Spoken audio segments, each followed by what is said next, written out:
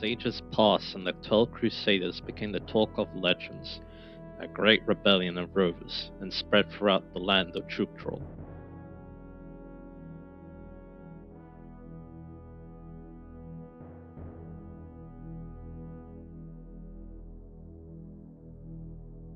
On the march through the Eid Desert, Quan and Ethlin are suddenly attacked by the Thracian army and killed far from their homeland. Though grieving the loss of his kin, King Kulf of Leonsta fights valiantly, yet he too meets a bitter end, betrayed by his allies, the Connaught army.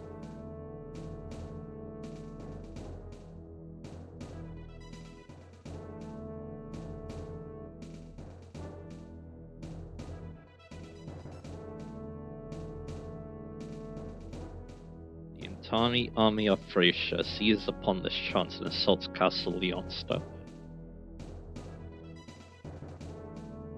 As Leonsta's army fights in the face of a merciless onslaught, one young knight, Finn, escapes with Prince Leif, Karl's infant grandson.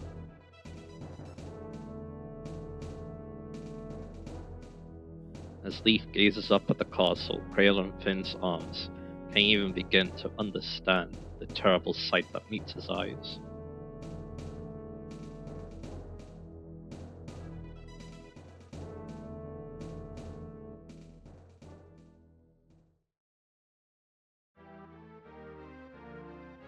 Years later,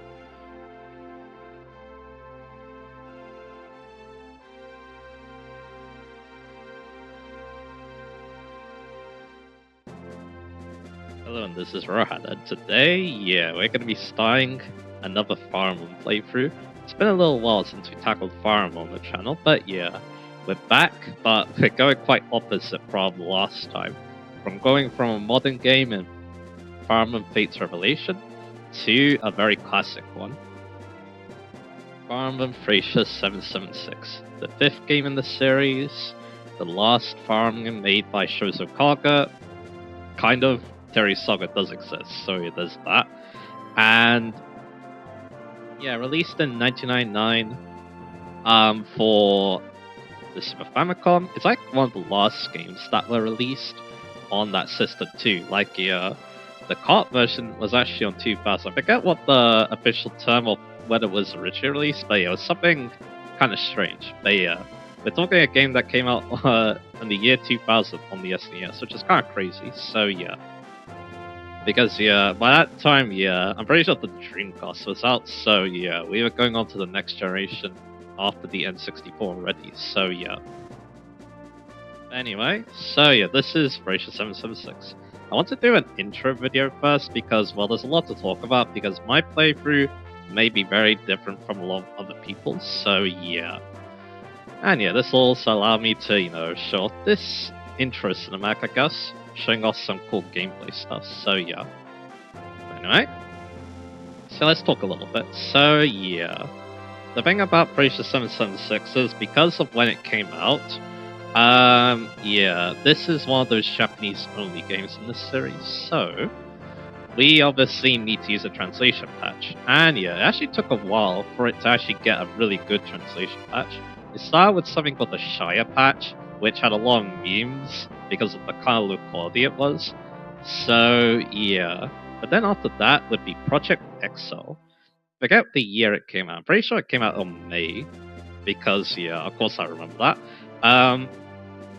So Project Excel. It was actually the first legit fan translation for this game. It came out when I was starting to get into the series, so quite late, because I won't get into Fire Emblem until it was kind of recent, I guess you could say, so So that's pretty cool. And it was also cool to know that when I was about to get into Thracia, I had a lovely translation patch that I could use. So I really like Project Excel. But of course, we're actually not using Project Excel here. We're going to be using a more up-to-date translation patch. This one is called Little Manster. It's a bit more up-to-date, but another thing it does is it adds some quality of life, which we'll be getting to when we start the chapter. I'll be going over those a bit briefly, but Again, if you just want to play this game, make it a little bit less stressful, I guess, then yeah, Little Monster can definitely help out a bit because, yeah, of course, Thracia 776 has a big reputation. Because, yeah, it's considered quite difficult, and the main reason why is that it's Nintendo hard, as some people like to describe it as. So, yeah. Basically, it's hard, but only if you don't know what's coming. Basically, yeah, pretty bad for blind players, but yeah. If you know what you're doing, though, this game is actually a lot easier than it might seem on the surface. So yeah, and that obviously helps. Like yeah, nowadays yeah, we have so many harder games in the series thanks to higher difficulties and stuff. So yeah, but yeah, Bracer is still no slouch. It will still test you, even if you know what you're doing. Though I'd say that yeah, if you know what you're doing in Bracer, the difficulty actually ends up relatively balanced, which is kind of interesting. But of course, if you're a blind player, though, it's quite hard and can be quite frustrating. So yeah. So as for my experience, yeah, once Project Exalt did come out, I was able to play it myself. And yeah, my first playthrough, well, it was an interesting one, alright, because of, well, one of the things we're going to be doing to make this playthrough a little bit easier on myself, I guess you could say. Because yeah, while I am a seasoned Fire Emblem player, I'm still I still wouldn't be considered, a very good player. I normally play on the lower difficulties, and yeah, we're gonna be doing something like that, I guess you could say, for this playthrough. So yeah, shall we show that off right now? So yeah, now let's actually get into the game right now. And I also want to talk about a little bit too. So anyway, what we want to do is we want to go into new game. And then what we want to do is want to hit right, left, right, left, right, left, right, right. You hear a sound. Back out, you get Paragon mode. What is Paragon mode? Well, what it does is you get double EXP. And that's it. That's all it does. Of course, this makes the game way easier because, well, basically all this does is make it so that you're going to be stronger when compared to the enemies. Although, the interesting thing about Thracia is the fact that, yeah, the enemy strength is actually relatively low for such a hard game, or at least what's considered as a hard game. So yeah, but again, this is going to make things a bit easier on me, but also more fun, because one thing that makes Thracia stand out is it really incentivizes the use of tons of different units. So of course, with WXP, we can get many a unit off the ground really quickly.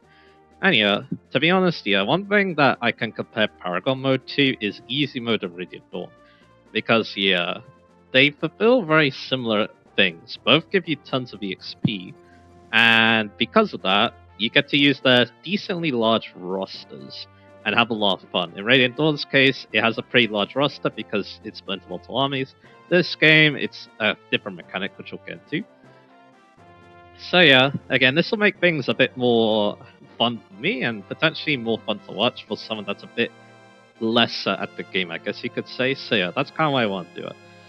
And yeah, there's another reason too. Let's go all the way back to my first playthrough on the channel. Farm 6, Binding Blade. Why am I mentioning Binding Blade? Well, the reason why is because um, the reason why is, yeah, how my play from the channel came about. Because, yeah, other than the practice I did before while I was playing alongside my brother, that was actually the first time I played through the game without arena views.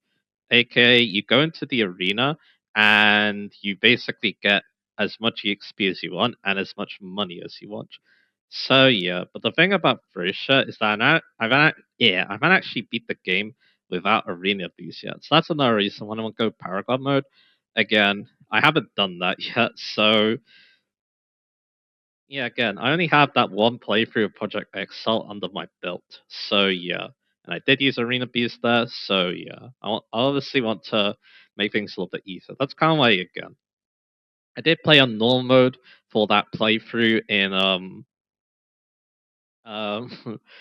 FE6, and yeah, generally speaking, yeah, that's kind of what I do. I always play on the lower difficulties when it comes to Fire Emblem on this channel. either the easy mode or the normal mode, basically. I never really touched the hardest difficulty, so yeah. And here, yeah, that'll be no exception. So yeah, I think that's basically everything I want to get off my chest. Again, this won't be too terribly long of an intro, but again, I just want to get some things off the ground before, yeah, we really get started. Because yeah, next time we'll start getting into chapter 1, and I'm going to be talking about the gameplay. So yeah. Yeah, say I just want to talk about, everything that came after upwards. But yeah, there is one more thing I want to mention, and that's of course where this game kind of takes place. As the name suggests, Thracia 776 takes place around Thracia in the year 7076 of the Grand calendar. And yeah, this game is of course tied to Fire Emblem 4, Genealogy of the Holy War. The thing is, though, it doesn't connect beautifully with that game. Like, yeah, it's more of like a retelling of one of our protagonists from Fire Emblem 4. That's kind of how I like to view it. Like, some events do definitely happen, I feel like, between the two games, but yeah, they don't, again, connect perfectly. So I kind of just, I kind of like to separate the two games, but of course, there are definitely some context things from Fire Emblem 4 that definitely help out. I say that, yeah, of course, with Fire Emblem 4 being separated into two generations, the first generation and what happens in that, it's pretty separate from this game, so yeah, pretty much you can guarantee that whatever happened in the first generation is happened in Thracia, so yeah. It's where the second generation gets a little bit messy because some of it just don't line up perfectly to what happens in Fire Emblem 4. So yeah, that's kind of why I like to treat this game as its kind of own thing. So yeah, but yeah, if you want that context though, well yeah, you're in luck because my Fire Emblem 4 play from the channel is actually one of my favorites. So yeah, again, if you want to have a little bit more context for what happens with Felicia's plot, that can help. But of course, it's not completely necessary. Once again, Felicia does feel quite standard. There will be some references to Fire Emblem 4, but that's basically it. Like, yeah, you can definitely enjoy this plot without knowing what happens in Fire Emblem 4, I feel like. So, yeah.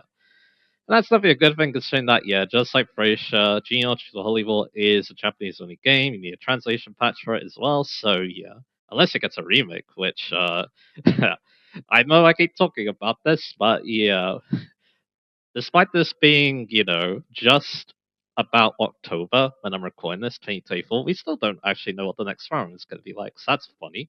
But anyway, so that's basically everything I wanted to discuss right now in this little intro episode. So yeah, next time let's start the game on Paragon mode, obviously, with chapter 1. And we're going to see how the story with Leaf starts to unfold. So yeah, look forward to that. And I'll see you guys again for that.